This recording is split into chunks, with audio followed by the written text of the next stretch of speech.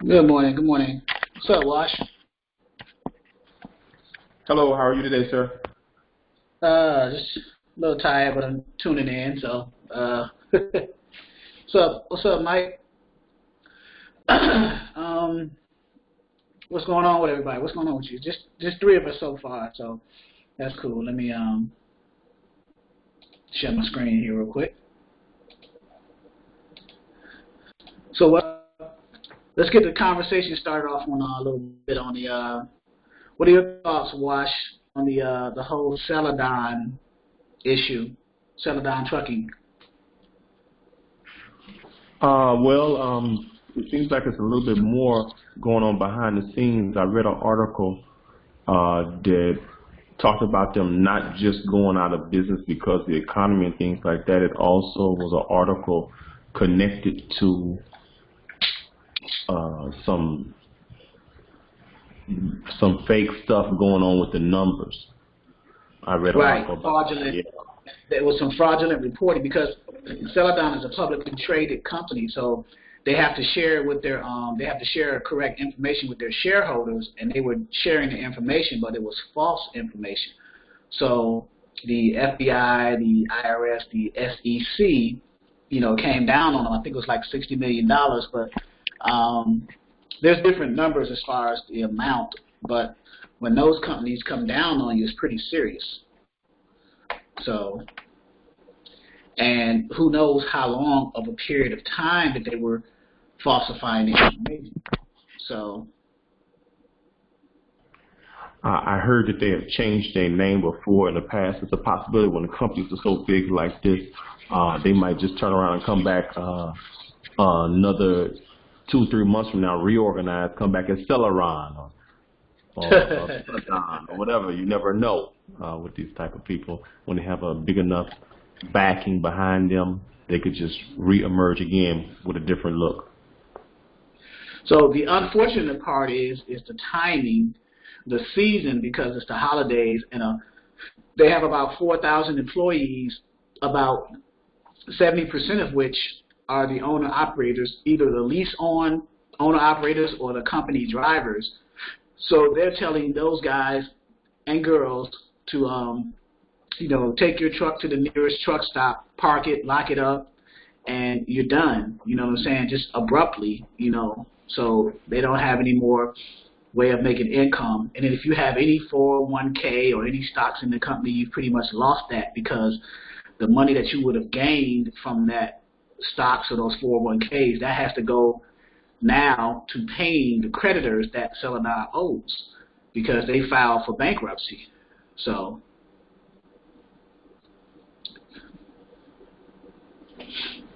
This is just another argument, I think, of why it's good to run your own business when it comes to dispatching or being an agent or something like that, broker agent, but just being in charge of your own fate.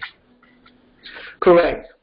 Now, from a dispatcher's perspective, I kind of look at it as and this may sound bizarre, but I kind of look at it as an opportunity as dispatchers who are considering starting their own trucking companies. You can reach out to some of these say you get a trucking company up and running. You don't have a CDL. You're a dispatcher. You say, I want to start a trucking company.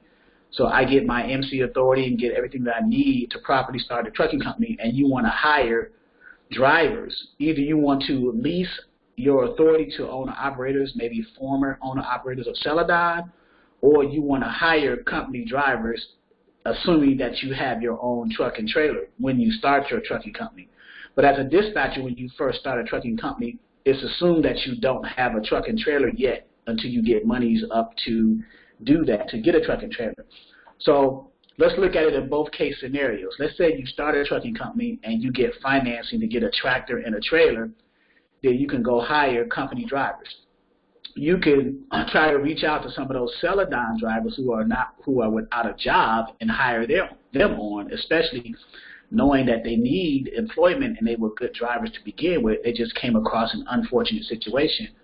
Or you can reach out to, or you can start your trucking company and you don't get financing for a tractor and trailer. You just have an authority. then you can lease out your authority to the lease owner operators who do have their own tractor and trailers, bring them on under your company as if, you know, they were working for Celadon again, but now they're working for your company. And then you just do a better job than what Celadon did with their numbers and books, and they'll stay faithful to you as they did to Celadon. So those are the two options that I would looking at it from a dispatcher's perspective if you are in a position to start a trucking company.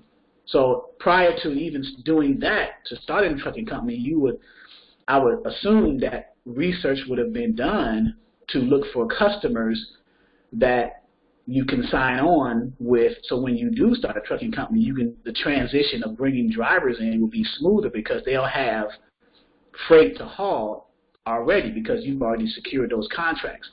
Now, I'm not saying that you won't be able to get loads for them because you always can rely on the load boards, but wouldn't it be easier to have contracts already set up so when you start a trucking company, you can bring those drivers in, whether they're lease owner operators or whether they're company drivers?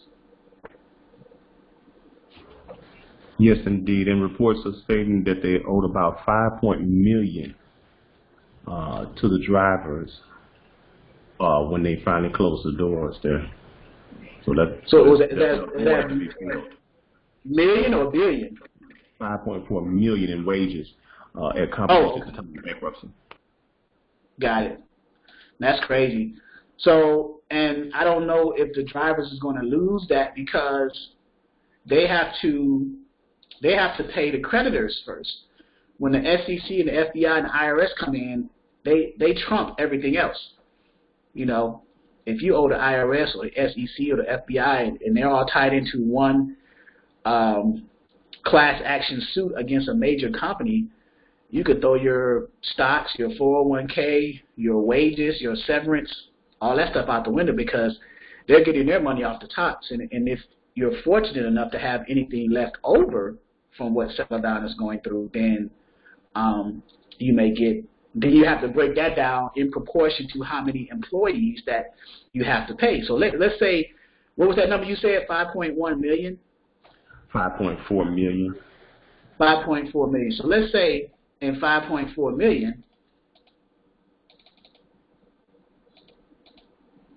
right? Let's say they owe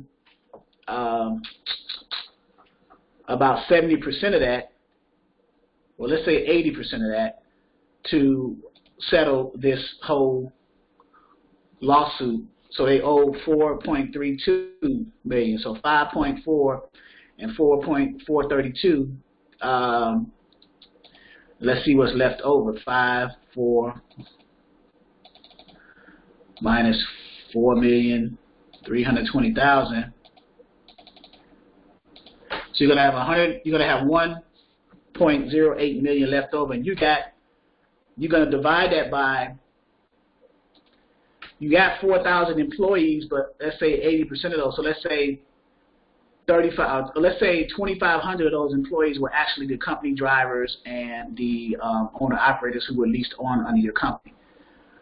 So let's say 3,000 of them were. Let's say that everybody else were like office workers all over the country because Celadon was spread out. They had corporate offices all over the country, so they could have had a number of employees. So let's say they had 1,000 employees and then the rest were drivers or company drivers or lease owner operators. So let's say 3,000 of the 4,000 were drivers. So we're going to split that remaining monies after they covered their debts. So each person is going to get $360. That's crazy.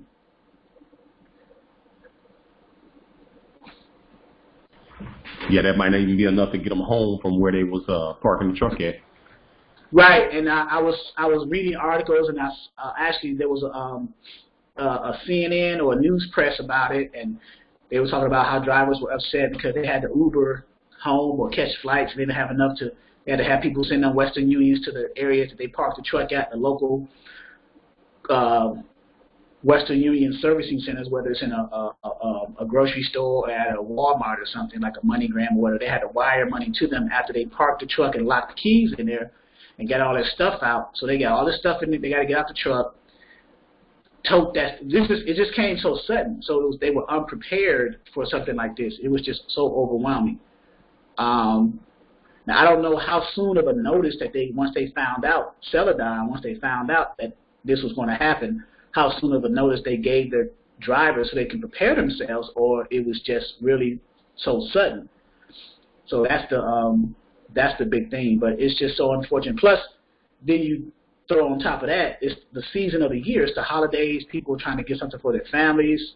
Being home with their families, celebrating things. So it's just crazy. It's bad timing. Real bad timing.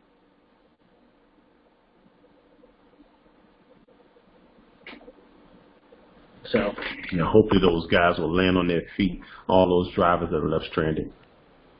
I had one lady who was a Celadon, I think she was a Celadon owner operator. She reached out to me about the brokering side. I told her to probably be an easier entry point. I know you was driving for Celadon, but it'll be an easier entry point if you want to start making money. The quickest way is start dispatching. Start dispatching for, number one, your own truck, and then others, because you are an owner-operator. You just didn't have an authority. Or get your own authority and start doing it for yourself. You used to be leased under their authority. It doesn't cost a lot to get your own authority. Now, I know you have to worry about the insurance portion of it. That's probably why they may have leased under Celadon. They may have had a good insurance package, too, that's inclusive in the whole process of leasing, being a lease owner-operator.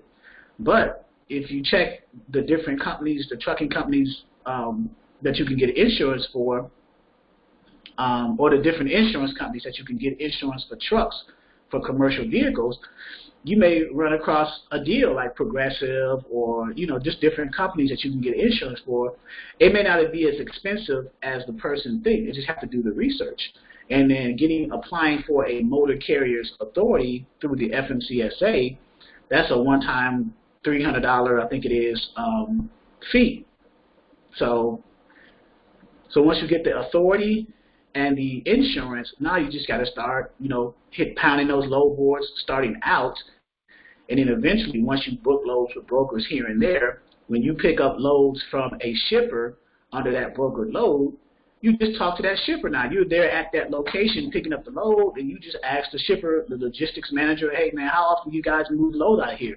Do you deal with carriers directly, or do you do all brokered loads? So now you may run across a scenario where the shipper says, well, yeah, we deal with carriers as well as brokers. And we say, well, I can just, move the load for you without the broker. I don't need the broker. I'm just doing it now. But, just be real with them, because you are in a tight situation. So you have to change your negotiating and your tactic and strategies. That's nothing wrong with that.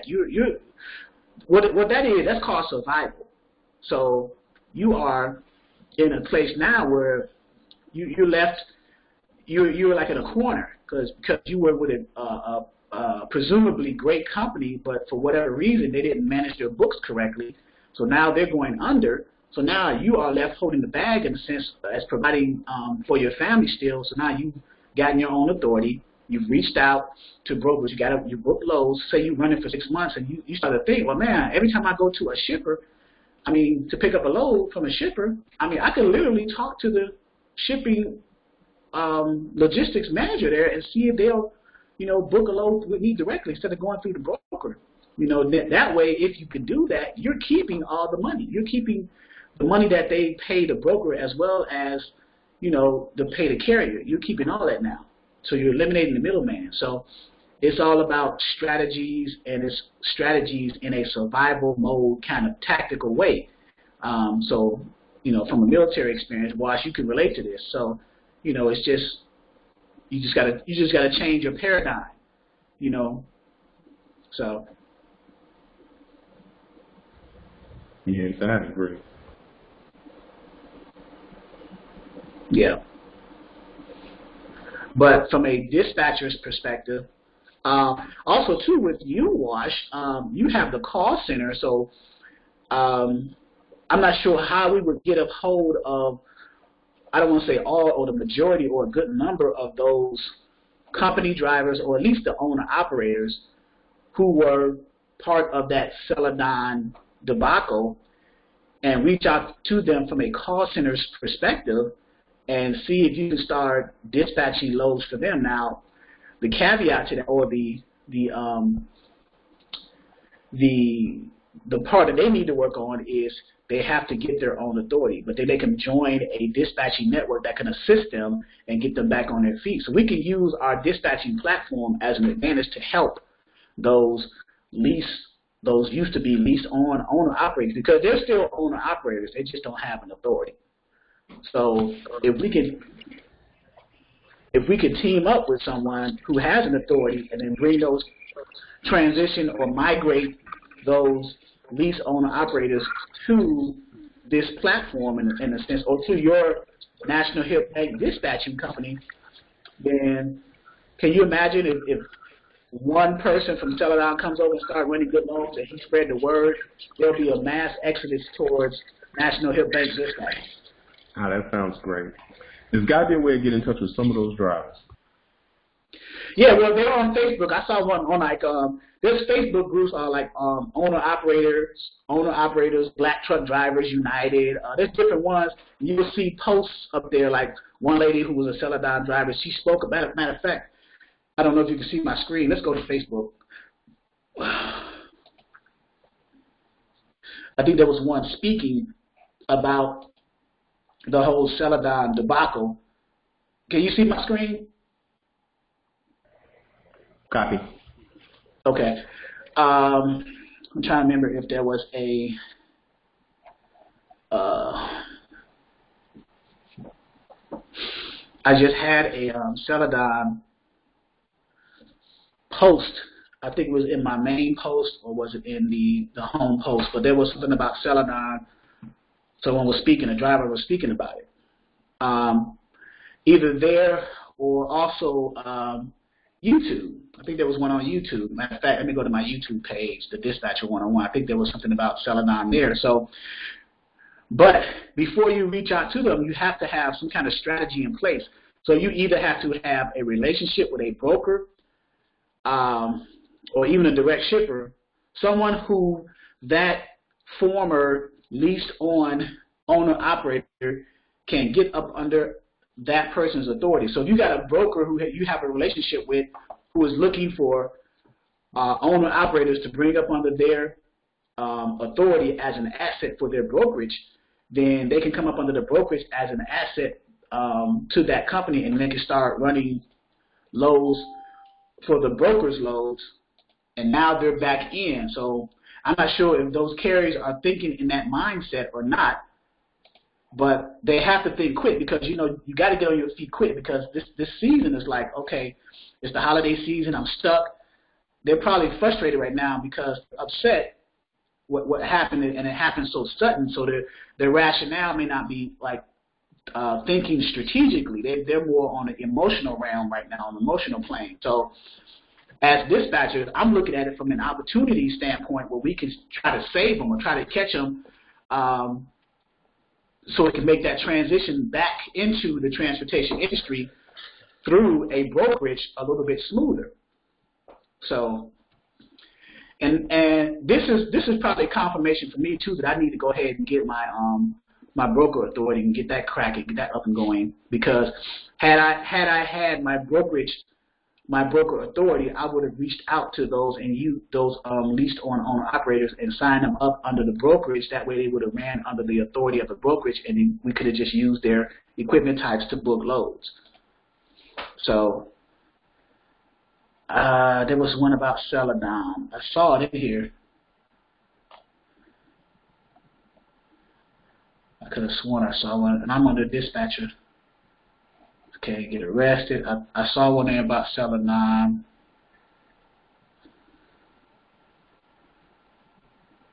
I may just have to look it up in the search bar, but I could have sworn I saw Celadon. As a matter of fact, let's look it up. Celadon bankruptcy, Celadon trucking. Okay, so here we go. She was speaking up about it. Miss Diva truck driver, they were talking about Celadon, the ugly side of Celadon. Celadon's expected to file bankruptcy. So you go to Celadon takes over. So yeah, so bankruptcy and closing for good, Celadon trucking. So reach out to that area. So this is an area about Celadon that you can reach out to on YouTube. Just type in, go to your YouTube channel, type in that, and then I thought I had one on Facebook, but maybe I did not.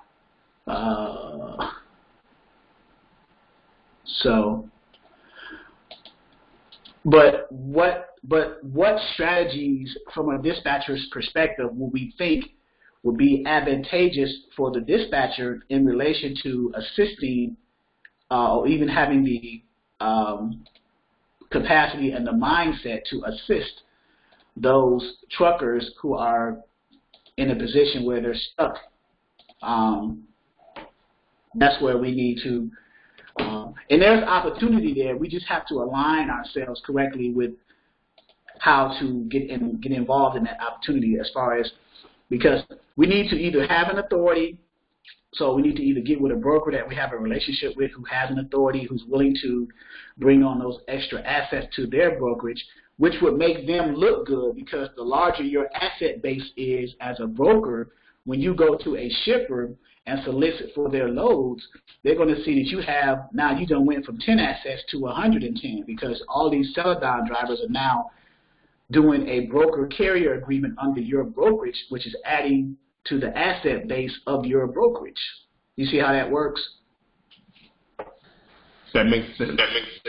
It's a numbers game. So that's why you see the Coyotes and the TQLs.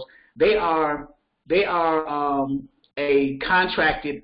They have assets. They have their own tractor and trailers, but a large number of their assets are owner operators who are under their authority, who have a broker carrier agreement. They have their own trucks, but the majority of them are carriers who were signed up for them to run a few loads, and they just stayed on and just kept going. So, but this whole situation is crazy. So it's crazy.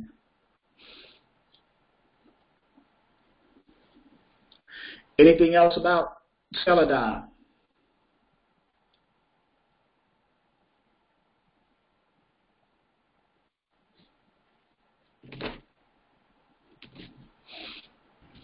I see we have Adam. Go ahead, you were going to say something? I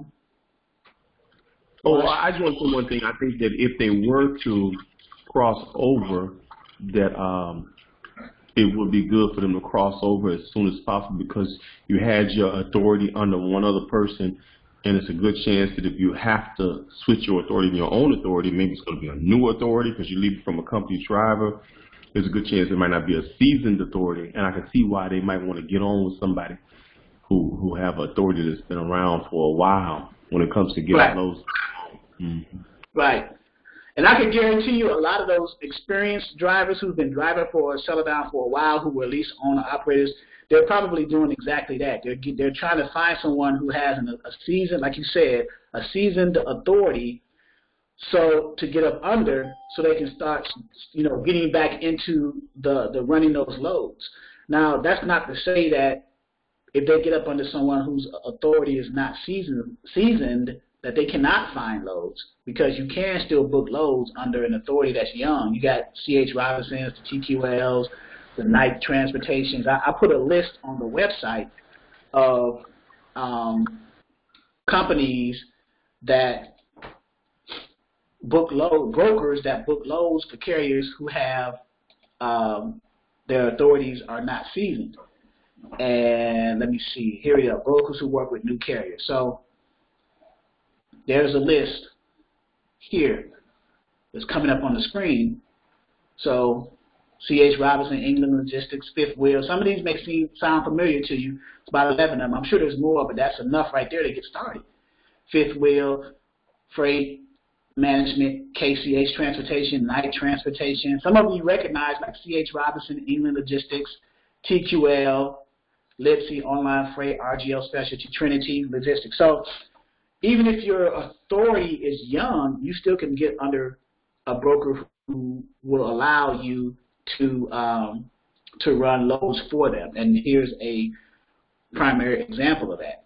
And then as you run for them for the 6 months to a year, now your authority is becoming from not being seasoned to seasoned. So now you, after a year, you're good to go. You can pretty much go to anybody now, because now you, especially if you've proven yourself as a carrier and you're running without no accidents, no claims filed against you, you're always on time, no nonsense. So you've gotten past that first hurdle as being a young authority motor carrier.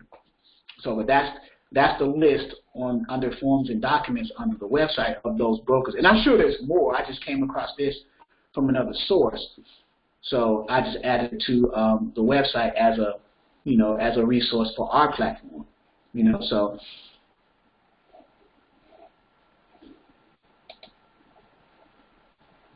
Adam just asked a question. I'll let someone else answer it kind of too before I put my input in it. Adam said, just wondering, how many trucks can one fairly new dispatcher handle? Who wants to answer that? I think Wash since he's had a call center, or he still does have a call center, he has probably the greatest experience of those who are in attendance right now to answer this question. And Robert does too. So go ahead, Wash. I say 1 to 5. When I say 1 to 5, I like to say that depending on if that driver is the type of driver that won't move until he talks to you, compared to a driver that has this dispatcher and that dispatcher, and they're talking to a lot of people, that makes a difference. Some drivers are set up so they're not making a move without talking to their dispatcher, and that one demands more attention, I believe. But 1 to 5 trucks, I think, is a decent amount. And when somebody's a little bit more of a veteran, I believe they can go up to 10, in my opinion. Now, up to 10, in your opinion, does that mean they have to hire someone to help them with that, or are you saying they can do it up to 10 by themselves? I say that if you got somebody who's talking to several dispatchers, they need a little bit less attention from you. And if you have a bunch of people like that, you can work with quite a few. I'm talking about one person really can, I think, possibly go all the way up to 10 if they're super duper organized, and you helping somebody with a few loads here and there, compared to 1 to 5 if you got somebody who doesn't want to move their truck without talking to you.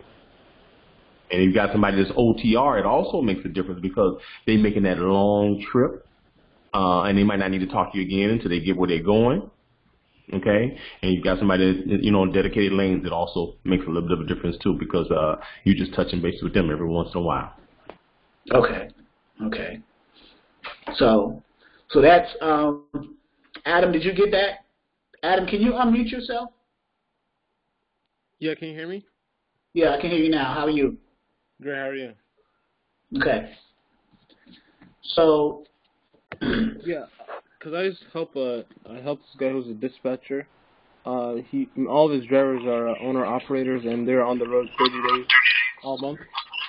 So I was just wondering, if I were to, get your training course, once I'm done, how many trucks can I get under my wing I can dispatch? So 1 to 5, you said. So yeah, 1 to 5. What I will say is too, and it depends on. What I like to do is, okay, we got three main equipment types that we focus on, or this platform tries to focus on, right? Those are the 53-foot dry vans, the 53-foot reefers or refrigerated trailers, and then the 48 to 53-foot flatbeds.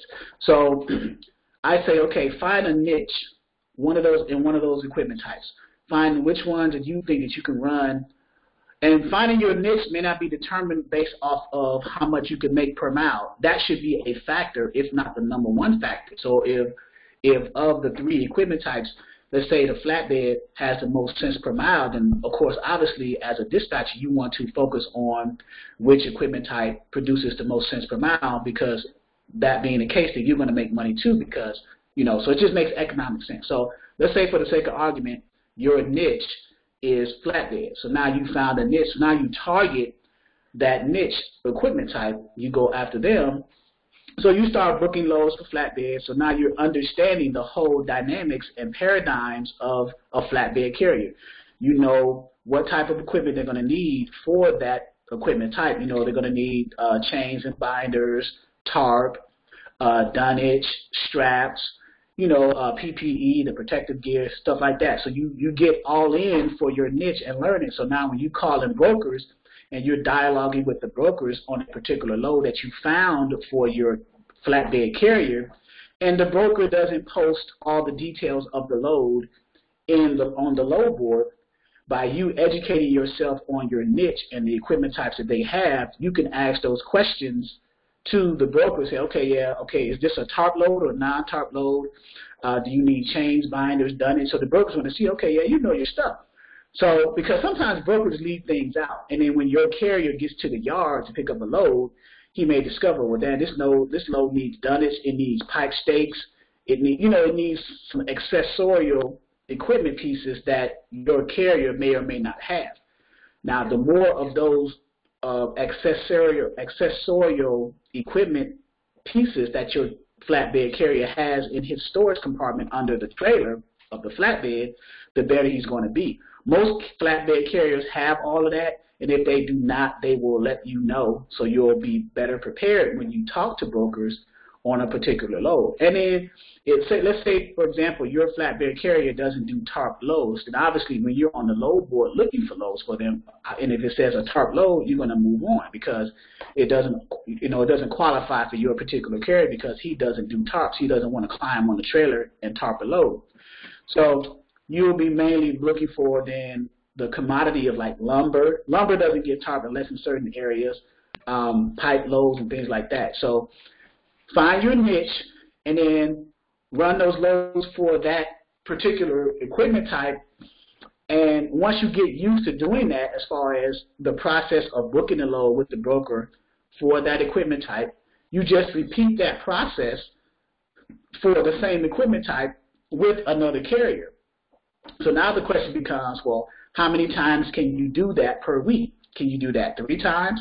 In other words, 3 of the same equipment type carriers, flatbed, running loads. You can even run loads for in the same area. You can find flatbed carriers in the same lanes of one broker that you're booking the load with, and that's how you streamline it. So you got 3 flatbed carriers for one broker in the same lanes. They may even go into the same yard to pick up lumber all at the same time. You booking loads for all 3 of them. So it's easier to manage that way. But if you got flatbed carriers all over the country dealing with different brokers, I'm not saying it's impossible. It's just going to be a little challenge. So I try to minimize and streamline by niching, putting certain categories in, saying, okay, I'm going to do my research. I'm going to discover which ones pays the most. This is just starting out, right, as a beginner dispatcher. So you say I'm going to target only the equipment types that pay the most. That's my number one factor in me deciding which one I'm going to go after first as a beginner dispatcher. Once you decide that, you say, okay, so now I'm going to look for loads, or I'm going to do my research for carriers in my location or my local area, get those carriers under agreement. However, I do that, either cold calling, going directly to the truck stops, or whatever method that I use to get them under an agreement. I get my first one, then I get a broker, and I book a load for that carrier, assuming that all the other factors work in our favor. So I talk to the broker, dialogue, what is this load paying, what's the miles, what are the special instructions, things like that. Everything that's involved in that dialogue.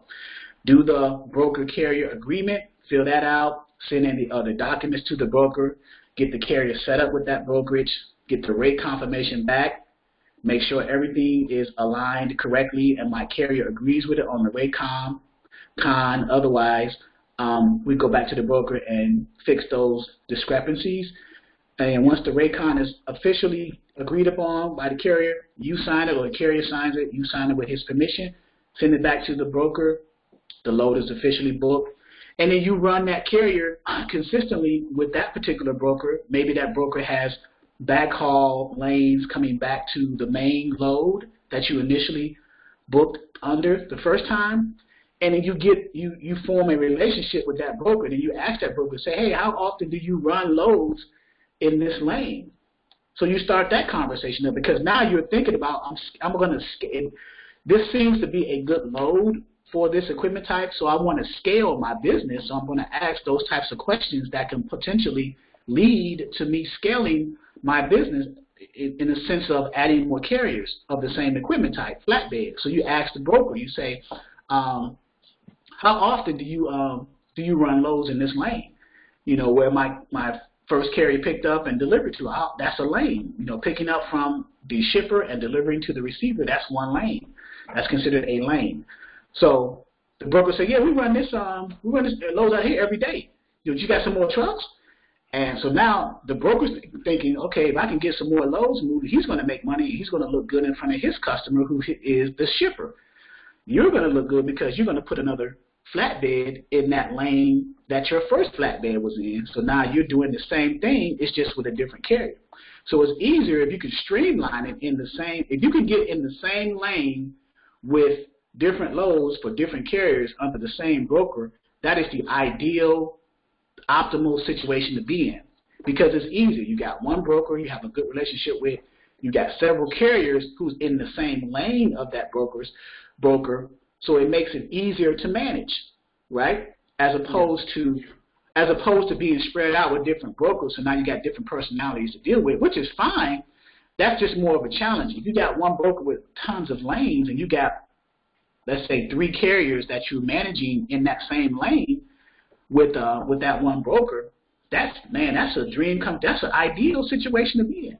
And then you say, okay, well, let me scale my business. Let me add a third carrier in that lane. And you go to the broker and say, you run lanes, these lanes every day. I got about, let's say 5. I got about 4 more carriers I can put under loads in your lanes. So he said, yeah, send them.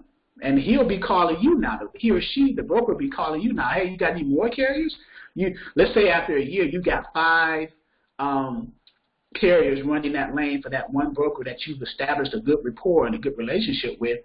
And let's say after a year that that broker's lanes have now turned dedicated, which means that they're doing it all the time. And the only thing is that you have to find another broker perhaps to find backhaul from the receiver that they delivered to back to the origin of this initial broker's lanes. But that's not really that much of a challenge. But let's say that this broker after a year has a true dedicated lane. In other words, from pickup to destination and from destination back to pickup. A true dedicated lane, it goes both ways. It's a circle. So so you could say, let's say you manage that for 5 carriers, flatbed carriers, and you're averaging about the gross amount per week for each carrier. Let me bring my calculator up. Let's say the gross amount is, for a flatbed, you decided it was your highest paying cents per mile. So let's say you make it between $6 and $8 grand a week gross for that carrier. So let's take the middle of that number. Let's say $7 grand a week for each carrier. So $7,000 a week, and you're charging. Let's say your dispatching percentage is 10%. So that's $700 for you. Yeah, one thing I just want to ask is the average 10%?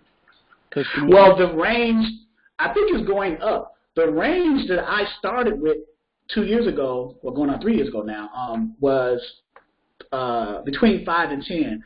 I'm seeing now that it's like bumping up to like 12, but I'm gonna keep mine at 10.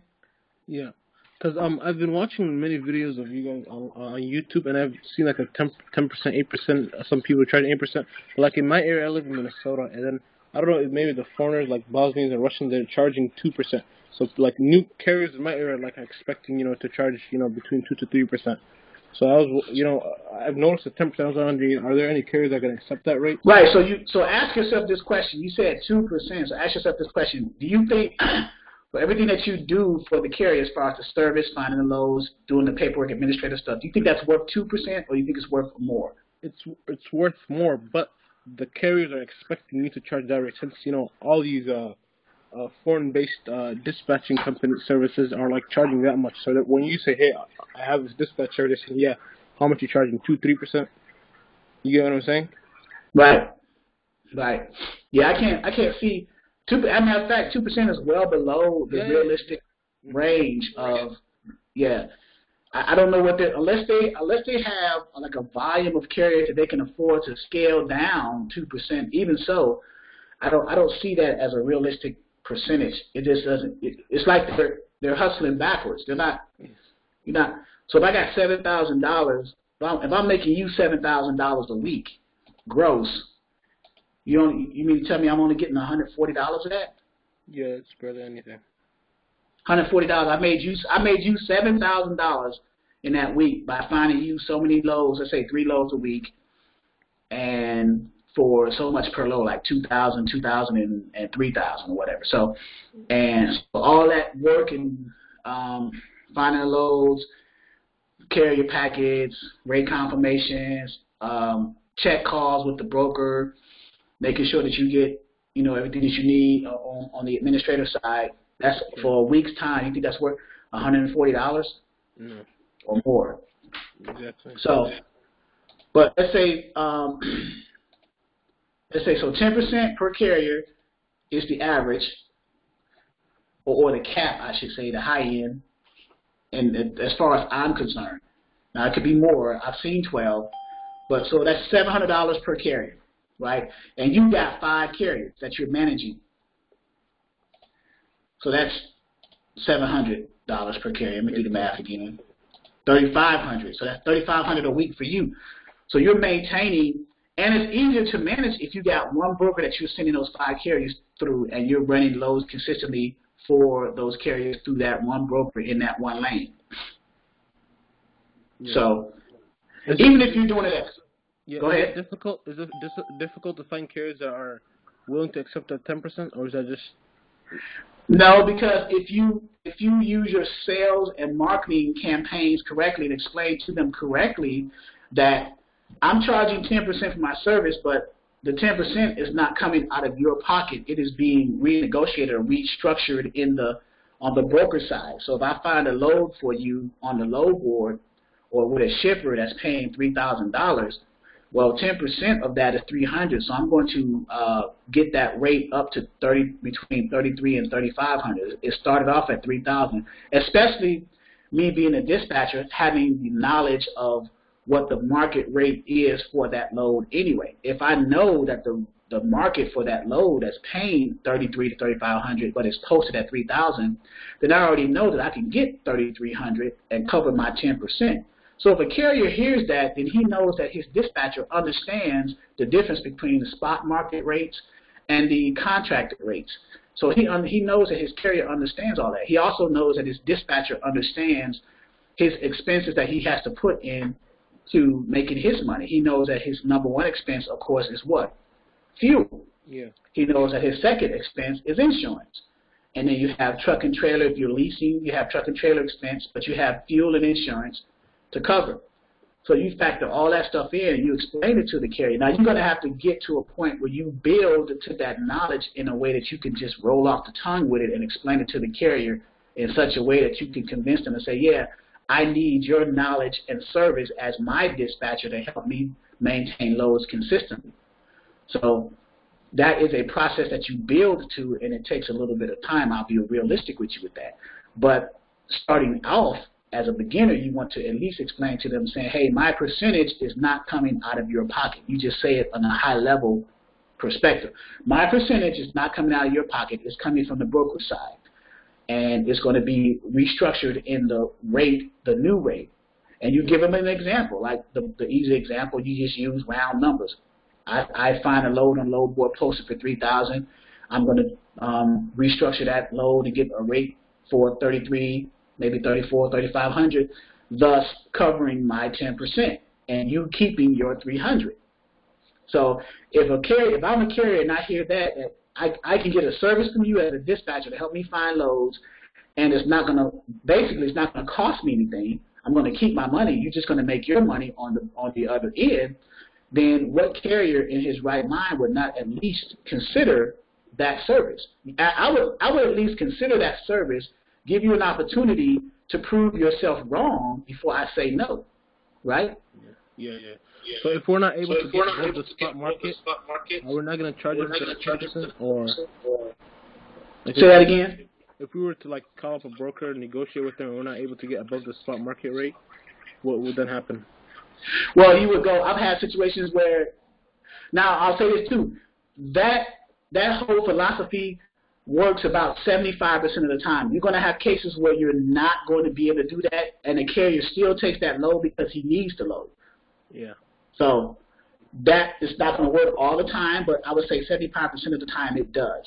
So, and you let the carrier know that. You want to be as realistic with the carrier as possible. You let them know, like, okay, this is what I'm going to do. I'm trying to restructure that load and get it negotiated so I can get my 10% on that side, but it's not going to work all the time, and I'll let you know those times that it doesn't work, and you still decide if you still want that load or not, based off of your need. But again, you have a dispatcher who's coming to you and is real transparent and sharing that information. I'm not going to try to swindle you. I'm going to let you know that, you know, this is, I got it from 3,000 to 3,300. Do you want it? And he'll say, of course I want it. You got your 10%, I got my 3,000. Or I'll come to him and say, okay, I couldn't get 3,300. We still got it at 3,000. It's a 1-and-1. In other words, it's a one pickup, one drop. Do you still want it? And then at that point, the ball is in the carrier's court. Do he still want to take a $3,000 load, or do he want to just say, okay, I don't want it, and we start from scratch? Now, mind you, you have to remember, time is a factor too. You know, this carrier may have been sitting for a few days looking for a load, and you just happen to come along and run your pitch, got him under agreement, and you found a load for 3,000. He's been sitting for a few days, so the longer you sit, the more money you lose, because every day that goes by, that's a potential to make money, unless you're already under a load. So there's different variables and factors involved in all that. So yeah, that makes sense. All right, thank you for answering my question. Yep, no problem. What's going on, Robert? And Eric, how are you? And of course, Mike Mack, what's going on? I know Mike Mack, you're listening in. I don't know if you're viewing it on your laptop or not. But I usually give the scenario of starting off as a dispatcher, maintaining, if you can get to a point where you build up one carrier and you're running them consistently, let's say for like 3 months, you got one carrier. I would figure after 90 days, after 3 months, you should have a pretty good grasp of how everything works. The process in dispatching is the same. The only thing that changes are the characters, right? You're going to get a different carrier and a different broker, but the process of, you know, finding a load on the load board, calling the broker to book that load, and everything in between, it's going to always be the same. It's just the characters that change, the carrier and the broker. So if you do that after 90 days, you get it pretty down pat. You get familiar with the whole process. You know it's the same thing all the time. Then you're at a decision point now. You say, okay, I need to scale and add another carrier.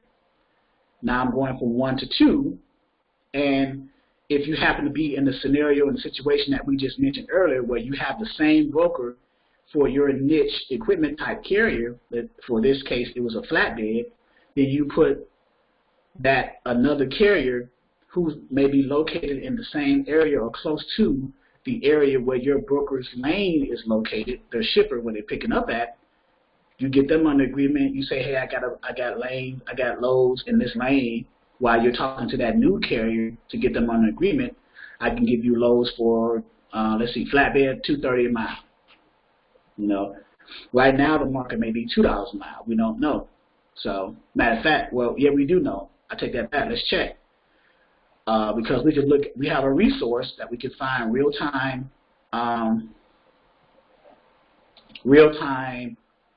rates, national rates. So if we go to, hey Eric, what's up? So if we go to, let's go to trend lines. And I will put this into the, like I always do. Eric says, what's up, everybody?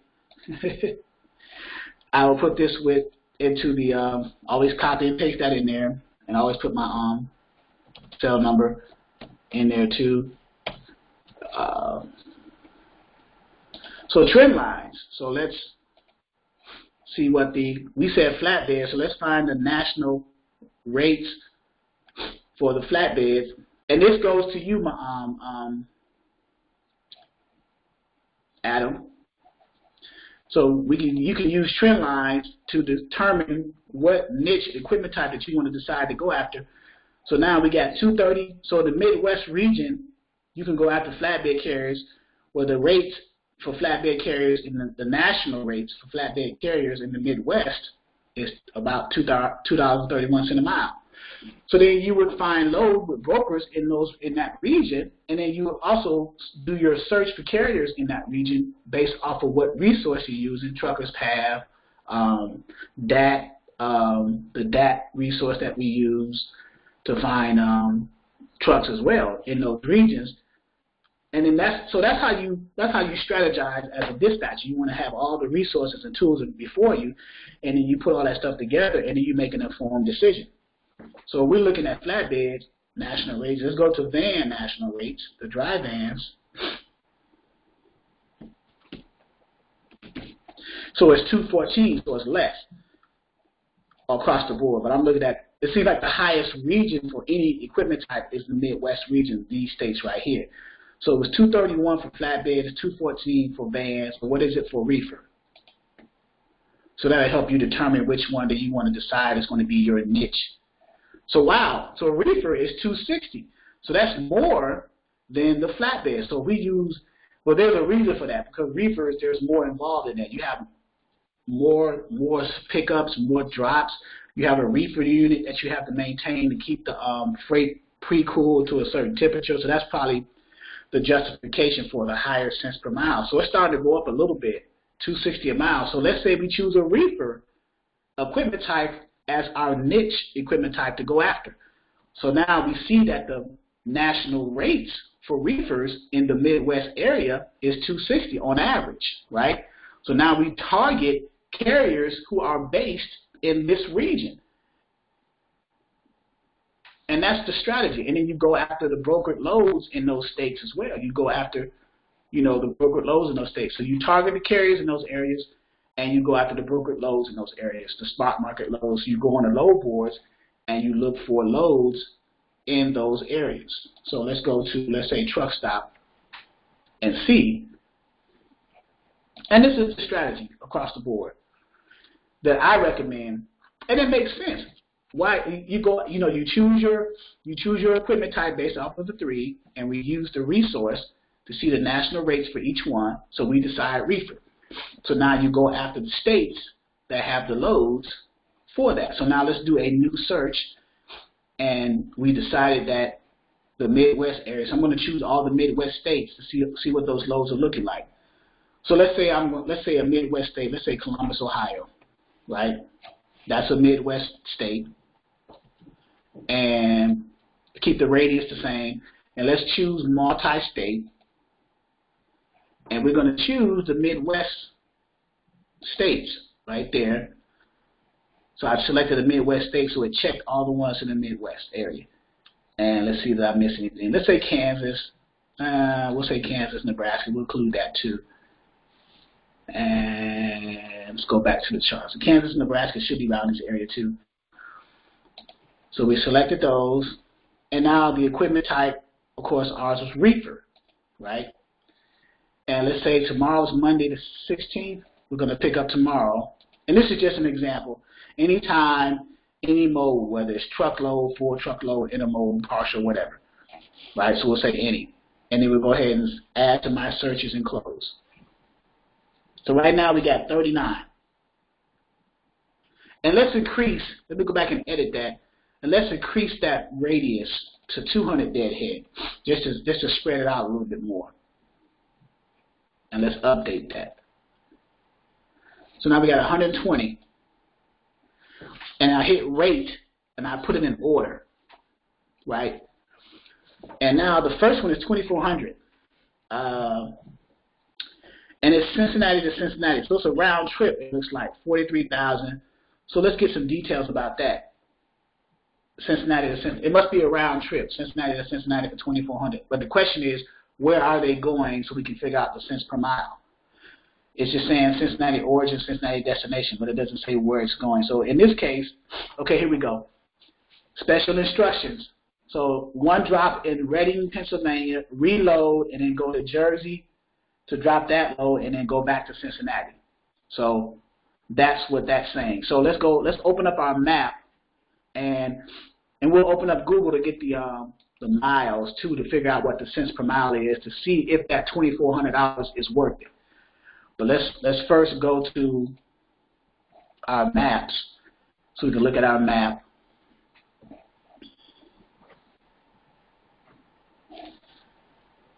So I did a search for Columbus, right, which is right here, and we picked up in Cincinnati, and then you go into Reading, Pennsylvania, which is about right here, and then you're going to reload in Reading and then go to Jersey, which is right there, right, and then you're going to go back to Cincinnati. So mainly you're going to go back to Cincinnati empty because you're going from Cincinnati to Reading, Pennsylvania on a load. You're going to get offloaded and reload there and drop in Jersey and then come back empty to Cincinnati. That is my understanding of this load that's posted for 2,400, right? So Reading, Pennsylvania to Bayonne, New Jersey. So now what we would do is we would Google, because we're trying to figure out if the cents per mile, if the loaded miles is worth that 2,400. So we started off in Cincinnati, Ohio. And does everybody follow me so far what I'm doing as far as trying to figure out if that load is even worth it? Happy. Okay. Yeah. So Cincinnati to Reading, the miles is, we'll write this down, 530. So, okay. So 529.2. And then next, you're going to be from Reading to Bayonne, New Jersey, because you're getting reloaded and going to Bayonne, New Jersey, which is 120. So 120.9 plus 120.9 plus the 529.2, and I'm doing actual miles, right? So that's 650.1 total miles. So from Cincinnati all the way over to Jersey, 650. You're coming back empty, but you're going over at 650. So 650.1, 650.1. So you're being paid, what was that load being paid? 2,400. So it was paying 2,400.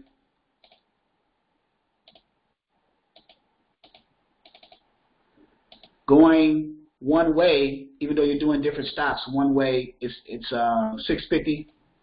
Let's just say 651. So that's $3.68, 69 cents, 370. So is that worth it?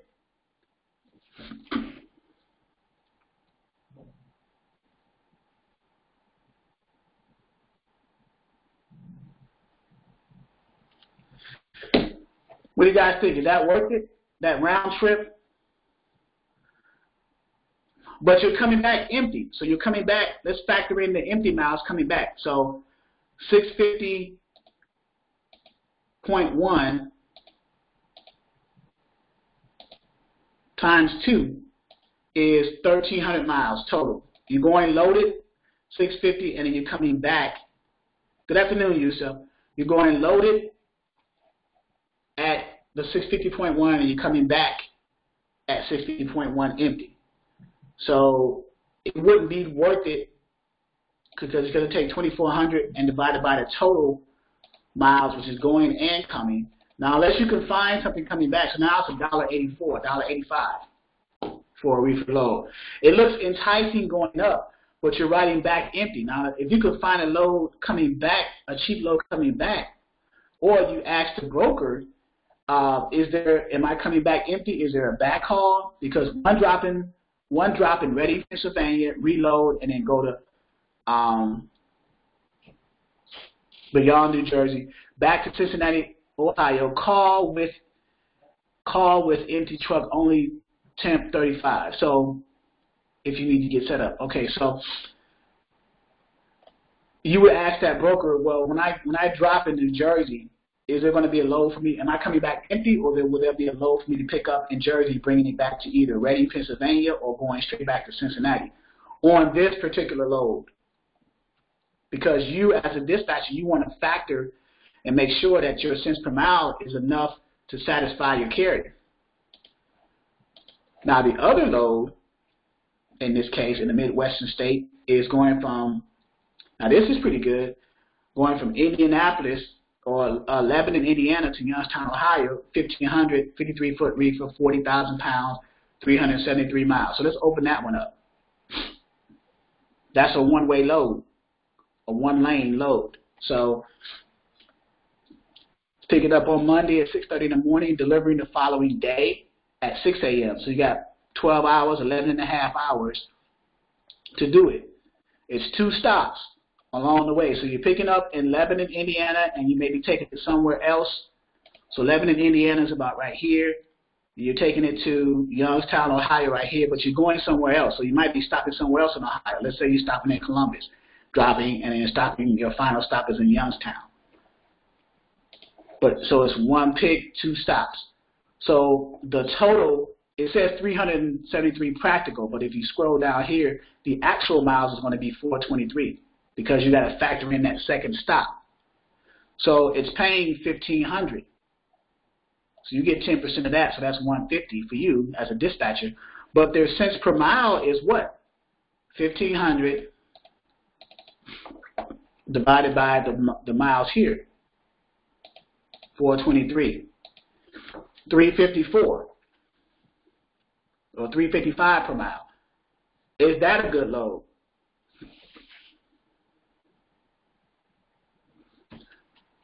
So what do you guys think of that one?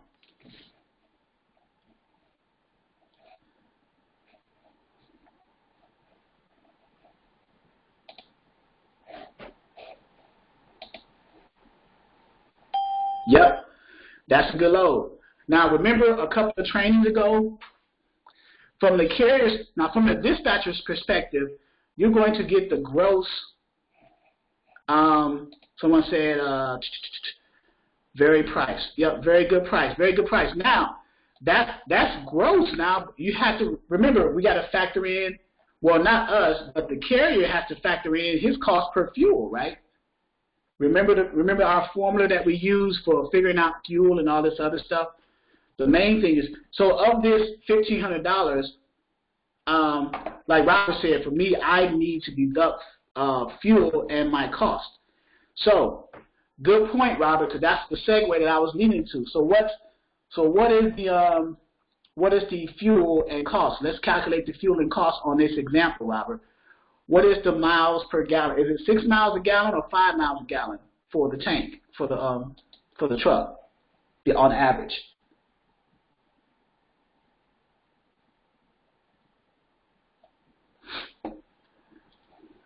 So I need Robert's input. Can you unmute yourself, Robert? Oh, 6. Okay, 6.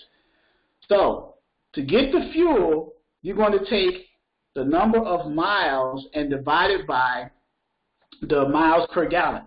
Robert says it's 6 miles per gallon for the truck.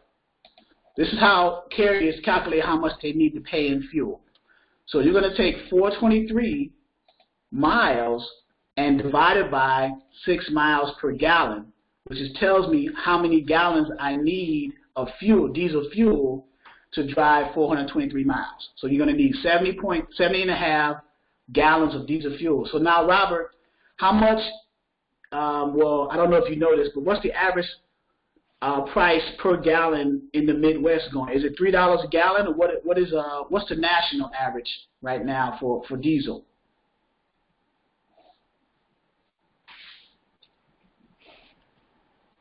$2.80. So Robert says it's $2.80. So now we need 70.5 gallons to run 423 miles for that load. So now we're paying 70.5 gallons times $2.80 per gallon. So he's going to need 197.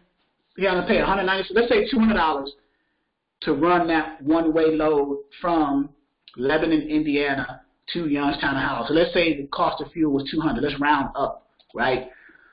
So the load paid $1,500. So you're going to take out. So now here's the real cost. Here's the real cents per mile. Now the dispatcher, you need to know this, but it's not required. But it's good to know. But the carriers need to know it because they need to know what they're paying for fuel, what they're paying their dispatcher, and what's left over, and then you divide what's left over by the number of miles you're going to get your true cents per mile. So $1,500, we're deducting our $150 because we get 10% of the gross. We don't get 10% of the net after fuel. We get 10% of the gross. So $150 So that's 13, and then you minus the 200, well, 197, but I rounded up, 200 for fuel. So those are the two things that the carrier's looking at. Okay, I paid fuel and I paid my dispatcher. This is what I got left, 1150. Now you divide that by the 423 miles, and it's still a good rate, $2.72 a mile. That's still a good load for the reefer, right? What do you guys think? So instead of 368 or whatever, it's 271, 272. That's still not bad. Correct? Would you guys consider giving that to your carrier or proposing that to your carrier?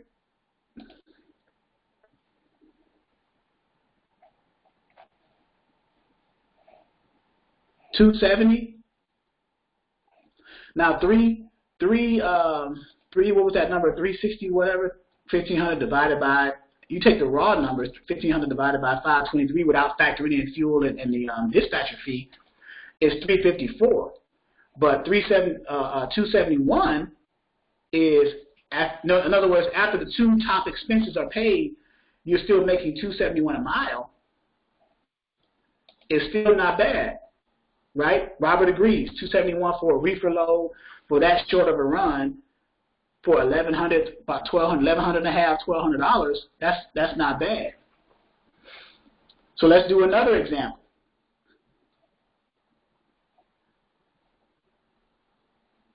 That one's not going to be good because the rate is less than 1,500 and the miles is greater. Even though it's less weight, but I wouldn't even touch that one. Even though the numbers look okay, 1150. The second one here divided by 478. $2.40. That looks good on the surface, but remember you have to factor out fuel and you have to factor out your, in this case, 115 for your dispatcher if you're charging 10%. So that's how you figure out the true sense from. Let's do this one. Let's do one more so we can figure out. So picks up on Monday.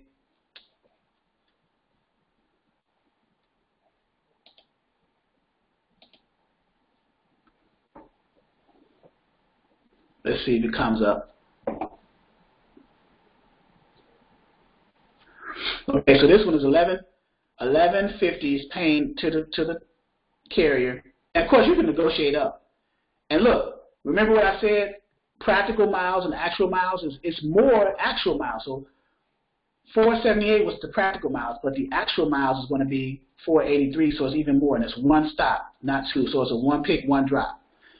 No special instructions, no load tracking required because it's such a short distance, less than 500 miles. They really don't need to track you. I mean, it's just a one. There's less weight you're hauling, so it's going to burn less fuel, even though you still pay for the fuel. So let's factor in 483, right? The initial cents per mile for this, without factoring in the cost of fuel and the payment to the dispatcher, is $2.40 a mile, right? 11. Well, no, it's not. No, it's not because I did 478. So it's 1150 divided by 483, not 478. So it's going to be $2.38 a mile. That's the initial cents per mile that you would run by the carrier initially. Say, man, it's paying $2.38 a mile, but a smart carrier gonna say, well, did you factor in fuel and me paying you? So now you go back and say, okay, 483 divided by 6 miles to the gallon. I'm gonna need about 81 gallons of fuel to cover 483 miles on this load. So you take that 80.5 gallons that you need and multiply that by the cost per gallon, 280. So now you're going to need $225.40 to cover diesel fuel. So now you take what the load is paying, again, like the last example, $11.50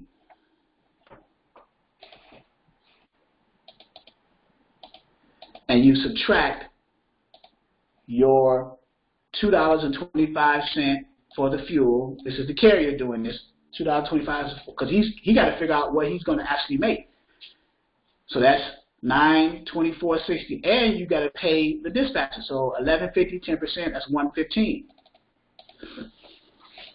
So now he's getting $809.60, and you divide that by the $483.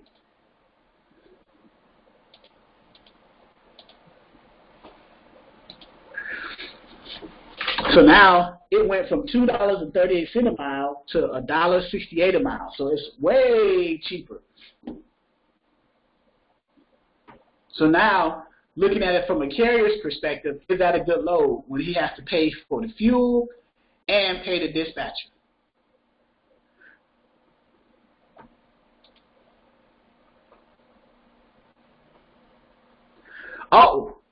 He said $3.50. So you went up. It's $3.15 a gallon now. So that's the average.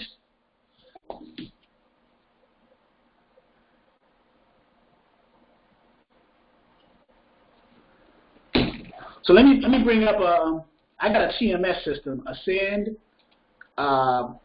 It usually shows on the dashboard what the national fuel costs are across the board. So let me log into that and see.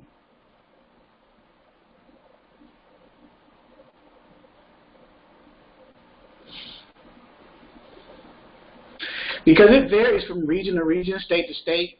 So right here, on highway diesel price, $3.05 U.S. average, and that's down 2 cents from the previous week. So reefer surcharges. Here's the national reefer spot market rates: $2.25 line haul with fuel surcharges, and that's up 6 cents. So we're right here. So that's our baseline, 220. So if we can get 225, we're making the national average. But the fuel, U.S. fuel average. So we're going to use $3.05 as the example amount of what the carrier has to look for when he's trying to pay for fuel. Okay.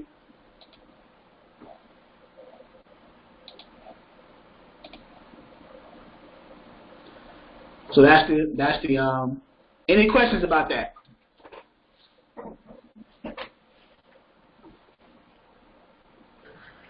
None, sir. Everybody follows that? And the reason why I'm doing it is because it's something that the carrier does so they can figure out what they're actually paying, but it's good for a dispatcher to have at least a small understanding of that process, so they'll know what the carrier is actually getting. Some dispatchers say, well, I don't really care, but at some point over time, as you're building a relationship with your carrier, it's good to have that information and to make that relationship a little bit longer lasting, at least have an understanding of what their two expenses. Well, the main one is fuel, and then they got to pay you, of course. And then there could be other expenses too. So, and then we didn't even include the negotiating factor in this. Maybe on some of these lows, we could have negotiated up. Like we could have went from $1,500 in this one to $2,000. We could have went from $1,150 to $1,250, maybe $1,300, and got. And the reason I say that is because the more stops on the load, the more money that it commands. Because now you're sitting at shippers and receivers. You're factoring in detention time, layover pay, things like that. So you never know the circumstances. So that warrants a little bit more money. So the low's paying $1,500. I got an extra stop in there. Give me $2,000. And you never know. Giltner Logistics may be inclined to give you that.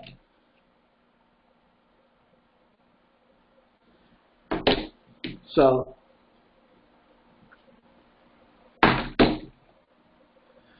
let's see. And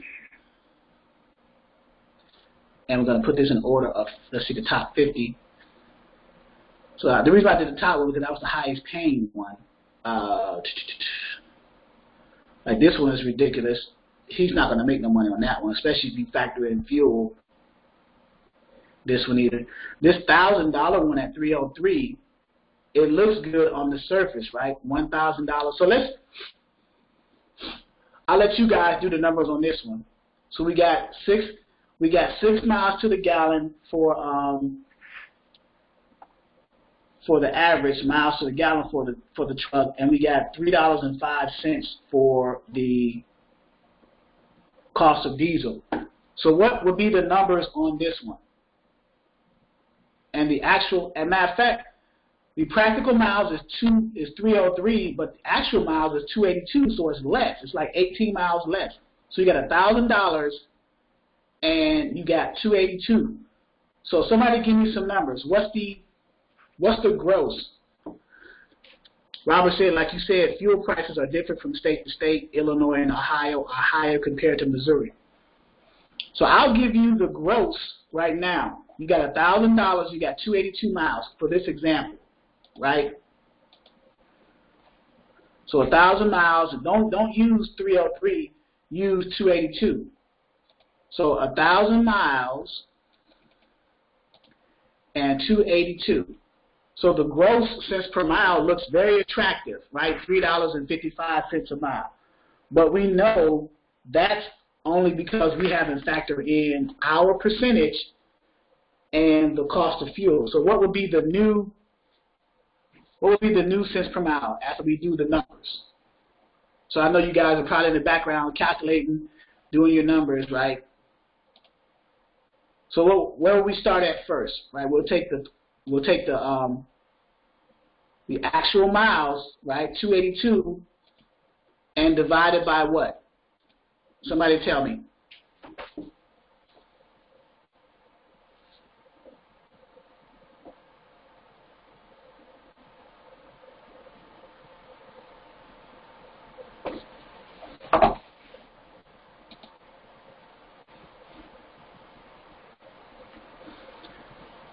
Right? What's the miles per gallon that Robert had mentioned? We're taking the total miles and we're dividing it by the miles per gallon to determine how many gallons of fuel we're going to need. So, okay, so Yusuf did the whole, so it's 132, that's your final answer, Yusuf? So what did you take 282 total miles and divided by what, 6 miles per gallon? So that gave you 47 gallons. And then you took that and multiplied it by the cost, the average cost a gallon, which is 3.05. You came up with 143 for the fuel it's going to take to get you at 140. See, 143. I'm writing it down as I said. 143.35 of fuel to go 282 miles under this current load, right?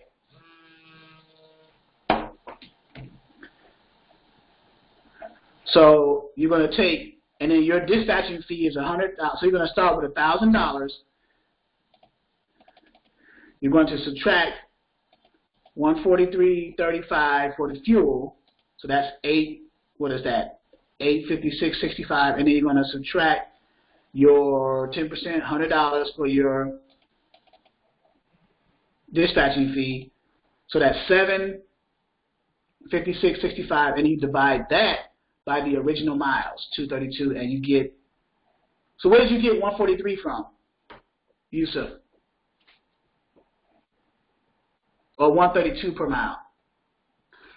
Yeah, I divided the 1,000 by 283, and then I think that gave me 166, and I times up by 315 for the diesel fuel price, and I added $100 for the dispatching fees, so that was $625 altogether, and minus that from 1,000, and then I got the percentage 132. Okay, so stay on the speaker, stay online. So the initial, right, the raw cents per mile when we first started, right, we took $1,000 on this particular load, and we divided by the 283, right? Yes. 282, I'm sorry, right there, it says it right there, 282. 282. So that gives us a 354 before taking out fuel and before taking out our dispatcher fee, right? Yes. Okay. So 354 or 355 cents per mile. So now if we go back and we're trying to figure out what our fuel cost is in our dispatching fee, and we're taking out the initial cost and doing it. So to figure out fuel, we take the number of miles that the load is traveling under, 282, and divide it by the miles per gallon, which is 6 miles per gallon on average out here now. It used to be 5, but now it's 6 miles per gallon at the truck drive. So the number of miles divided by the miles per gallon tells you how many gallons you're going to need of fuel. So 47 gallons of fuel you're going to need in order to drive 282 miles, right? So now you take 47 gallons and you multiply that by the price of diesel fuel per gallon. In this case, on average, is $3.05, according to this here. So we take it times $3.05. So it's going to cost us $143.35 of diesel fuel to go 282 miles under this load. So now we got our number, 143, right? 35. So we take $1,000 and subtract 143.35. That covers the fuel. So what do we have left? 856.65.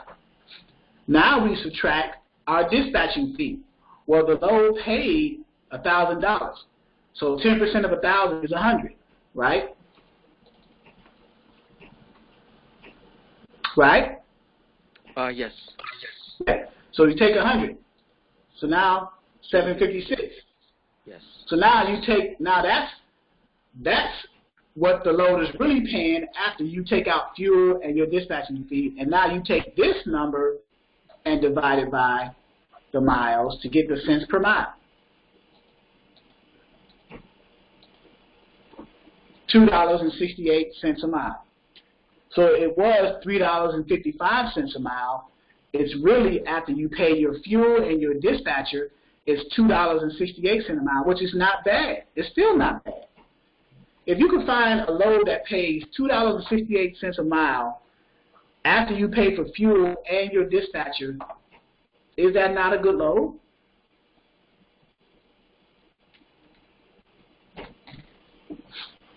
Right?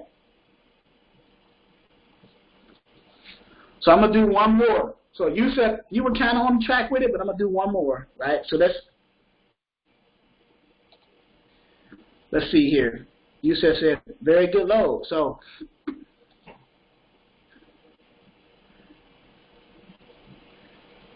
and let's get out of this one. Let's just find another one that has some decent loads in here. I could take any one. Let's get out of this one. This one doesn't have any loads. I didn't find. So these short ones are not. I want to find the ones that got like 500 loads, like this one here. It's a dry van load, and click this. So this is Dallas to Dallas. Here's another round trip one. I'm not going to touch that one. 2,500 going 923 miles, right? So let's see what that one is. So it's a van load, right? It's picking up. Oh, it's picking up on Christmas, a holiday. Huh. Okay, they said this is a test load for training purposes only, so it's not even a real load. But let's say that it was a real load, okay? So what are our numbers, right? So the initial cents per mile would be what? 2,500 at 923. So $2.71 a mile for a dry van is not bad. But now let's figure out what our cents per mile would be after we factor in fuel and our dispatcher amount, our dispatcher service fee, right? So initially it's $2.71 per mile. So now, Yusuf, are you on Are you online, speaker? Yes, sir. Yes, sir. Okay, so I want you to walk me through. So our original 2,500 at 923 is $2.71 a mile, but we did not factor in fuel and the dispatcher. So what's the first thing that you would do? You would take the miles. We're going to do fuel first. We're not going to do this. We know our dispatcher cost is what? 10% of 2,500 is $250, right? Yes. So that's the easy part. So we're going to take the miles. We're going to do fuel. 923 divided by what?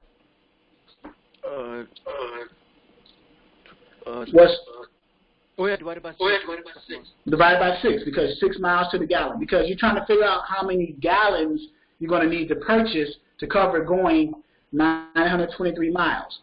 So divided by 6 is you're going to need 153.83 gallons of fuel to go 923 miles. So now you take 153.8333 gallons and multiply that by the cost per gallon, which is what, 305? 350. 305. We use 305. 305. Okay. Yeah. 30. Remember the national average 305. Yes. Highway diesel fuel, so 305. Right. So we're gonna take. So now we got 153.8333 gallons times 305. So it's going to cost $469.19 of diesel fuel. That's the amount that the carrier is going to pay. Let's say, yeah, $4.09. So we deduct that cost from the 2,500, correct? Yes. So 2,500 minus 469.19. So that's now it's going from 2,500 to 2,030.81. Then we deduct what? Our dispatcher fee. 10% of 2,500 is what? 250, right? 250. So you minus 250. So now your new rate after your expenses is paid is 1780.81. So it went from 2,500. You covered your fuel and your dispatcher fee as a carrier. This is your new amount. And now you divide that by the total miles. And now your $2.71 a mile initially drops down to $1.93 a mile. Wow. You see what we just did? Yes, sir. Yes, sir. And as a dispatcher, you don't even have to do this. This is just a carrier. This is just giving you a perspective of what the carrier sees. When you're talking to a carrier about a dispatch agreement, and they're going to run by you, man, I got to pay so much for fuel. I got to pay so much to you. How much am I going to have left? So now I'm just putting you in the realm and the world from the carrier's perspective, what they see. See, what we see as dispatchers, we just see 2,500 is going 923 miles. I'm going to make 250 off of that. And that's cool, but then you say, okay, wow, well, I wonder what my carrier actually want to make off of that, because you got to pay me, you got to cover fuel. So now you know that. So now he's making but $1.92 is still not bad for a dry van. This is a dry van. This is not a reefer.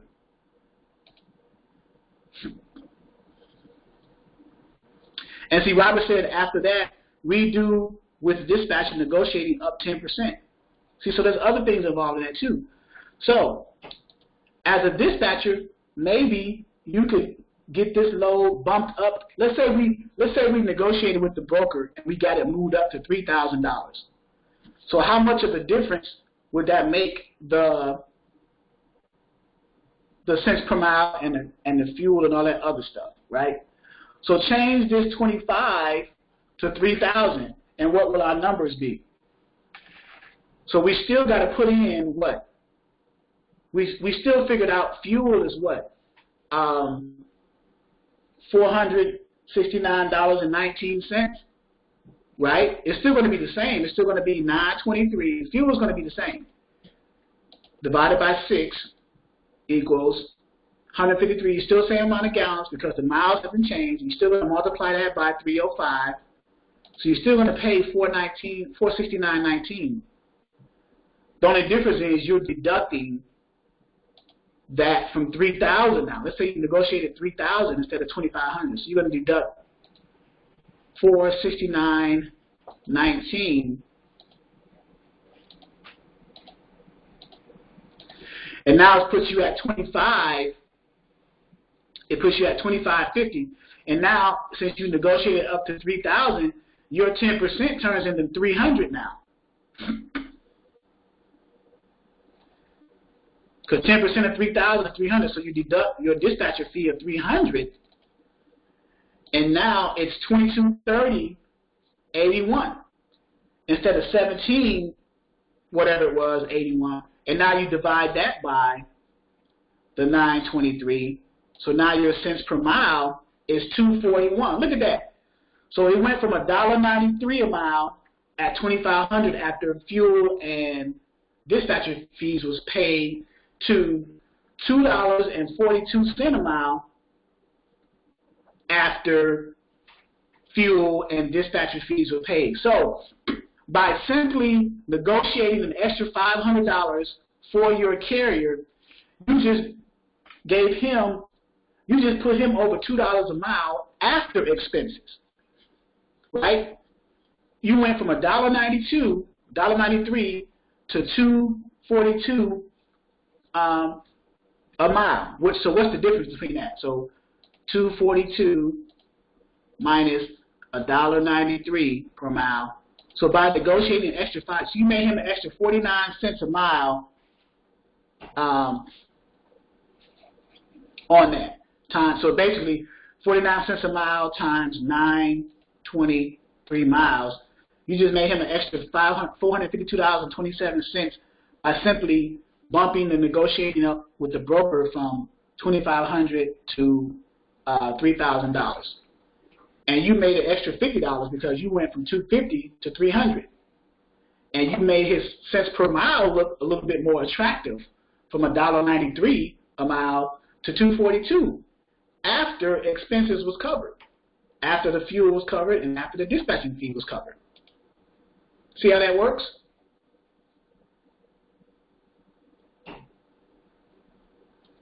So there's an art to that. There's a little art to that.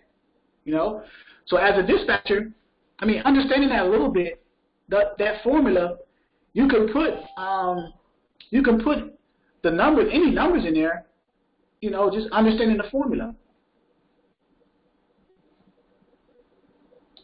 right?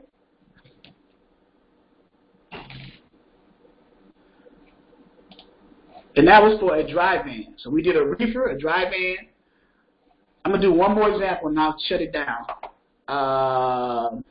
This one got 1,000 something loads. So let's look at this one. And let's put it in order. Look at this one. This is a dry van. This is a dry van load coming out of Baltimore. So Gettysburg, Pennsylvania is 47 miles deadhead from Baltimore. And it's going to North Dakota, $5,000. And look at it, this is a very good load. 1,100 pounds, $5,000. That gotta be crazy. And it's going 1,500 miles. So let's open this one up. And remember the two things that you need to know, right? You need to know it's 6 miles to the gallon, and you need to know it's $3.05 per gallon. So if you write that down, you'll be able to figure out any number. So now I see why it's such a high rate, because it's a hazmat team expedited load. So it's a team load, which means it's 2 drivers that need to get there quick, expedited, and it's hazmat. It's over 1,000 pounds.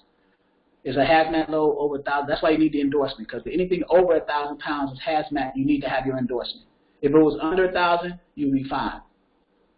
Must be a team with hazmat endorsement. Must be air ride. Drivers must be U.S. citizens and pass a background check. Full load, not truckload. Even though it's 1,100 pounds, it's still a full truckload. So it must be like huge, long pallets. Because 1,100 pounds is nothing. If you put it into a 45,000 pound trailer, they must be long. It must be military grade type of stuff. Gettysburg, Pennsylvania, North Dakota. Be that as it may, if you meet all the qualifications, you're a team person, hazmat, and all that stuff. Let's say all those factors weren't played in. Let's just go by the numbers, right? So 5,000, the raw numbers, 5,000 divided by 1579. So 316 a mile, 317 a mile, right? But that's before fuel and before paying you the dispatcher fee, right? So 316, and this is a team though. It may be you as an owner operator, and you may have a driver with you that you're paying a certain percentage. You may not be paying them half. You may be training them to run the truck because you might be getting out of the truck, and you just happen to stumble upon this load that was a team required load. So you may be paying them a percentage. It may not be half. So whatever that is, that's irrelevant at this point. So $5,000 at 1579 practical, because it doesn't show the true distance. So we'll go with 1579. So Yusuf, I'm gonna give you a chance to redeem yourself. Assuming that you're still on the call. Yes, sir. Okay, so I did the initial 5,000 at 1579 without factoring in the fuel and dispatcher fee is 316 a mile. So now let's start over and factor in fuel. So the first thing we do is what? Take 1579 and divide it by what? 1579. Because we're trying to determine how many gallons we need of fuel. So how many miles per gallon are we doing? The truck will give 6. 6. There you go. Divided by 6. So that's going to say I'm going to need 263.17 gallons to run 1579 miles. So now you take 263.17 gallons and you multiply that by the cost per gallon, 305, right? 305. I got 802. 802.65. Yes. So it's going to take $802.65, 66. Let's say 66 to round up, to cover 1,500 miles. So we're going to subtract that number from the 5,000 because that's our fuel cost, 802.66. So now we're left with 41.97.34. So that's after fuel. Now 5,000 at a 10% dispatcher fee. We got to take out our dispatcher fee. What is that? 500. Yes. Yes. So minus 500. So now we're at 36. 36.97.34. And now that's our new rate. It's not 5,000. Now it's 36.97.34, and we divide that by the distance, 1579. Right? Yes. So now it's $2.34. $2.34. Yes. Per mile. It was $3.16 per mile initially before fuel and dispatcher fees were factored in. So do you understand that process now? How to do that? Yes, sir. Clear. Yep. And it takes after a few examples, and this is just. I'm doing this for a reason. It's giving you the carrier's perspective. You don't have to do it. You can just look at the $5,000 and be like, whoa, $5,000. I'm going to get $500. You're still going to get $500. I'm just giving you an idea of what the carrier is going to actually make cents per mile. Some carriers don't even know this. They'll see $5,000 and they'll say, wow, okay, $5,000. They're not factoring in fuel or paying you. I mean, but if you're a smart carrier, you will, of course. But, it is what it is. Okay, any questions before we wrap this up?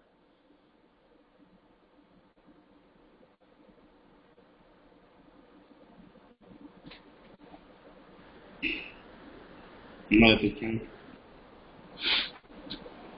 All right, roger that, roger that.